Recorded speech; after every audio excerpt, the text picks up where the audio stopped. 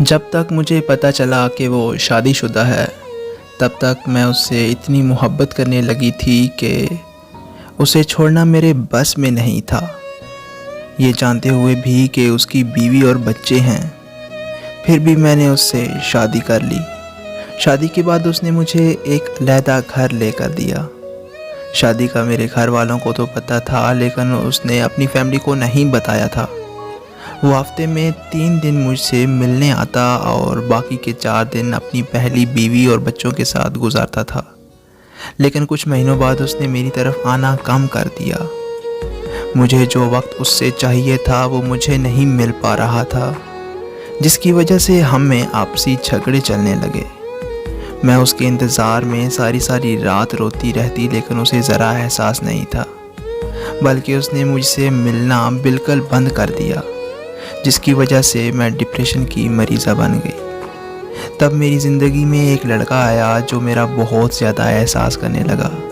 वो लड़का मुझे मोहब्बत और वक्त देने लगा। मैं डिप्रेशन से बाहर आने लगी और खुश रहने लगी। एक दिन उस लड़के ने कहा कि वो मुझसे मिलना चाहता है, तो मैंने उसे अपने घर बुला लिया और हम दोनों में वो सब हो गया जिस पे सिर्फ मेरे शोहर का हक था। अभी वो लड़का मेरे घर ही था कि मेरा शोहर आ गया और उसने हमें एक साथ देख लिया। मेरे लाख माफ़ियाँ मांगने के बावजूद मेरे शोहर ने मुझे तलाक दे दी। तलाक के बाद मेरे माँ बाप ने भी मुझे नहीं रखा, क्योंकि मेरे शोहर ने उन्हें भी सब कुछ बता दिया था। ख़ुदकुशी करने की कोशिश की तो एक आदमी ने बचा लिया और वो मुझे अपने साथ ले गया। कुछ दिन उसने अपनी हवस पूरी की और फिर वो मुझे सड़क पर छोड़ गया। उसके बाद मेरी ज़िंदगी में जो आदमी भी आता, वो अपनी हवस पूरी करके चंद पैसे दे के छोड़ जाता और मुझे पता भी नहीं चला कि मैं कब कॉल गर्ल बन गई। एक दिन मैंने अपने शोहर को उस लड़के के साथ देखा, जिसके लड़के की वजह से मेरे शोहर ने मुझे तलाक दी। उस दिन मैंने उन दोनों का पीछा किया तो पता चला कि मेरा शोहर और वो लड़का बचपन के दोस्त हैं।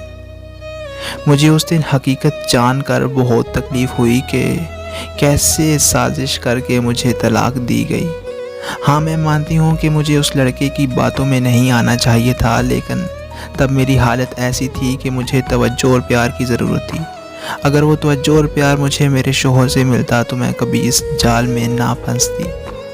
मुझे नहीं पता कि आज मेरी ज़िंदगी को तबाह करने वाली मैं खुद हूँ या मेरा शोहर, लेकिन मैं जिस दलदल में फंस चुकी हूँ वहाँ से निकलना अब नामुमकिन है, क्योंकि कॉल गर्ल को ये ज़माना कभी अपने घर की इज़्ज़त नहीं बनाता।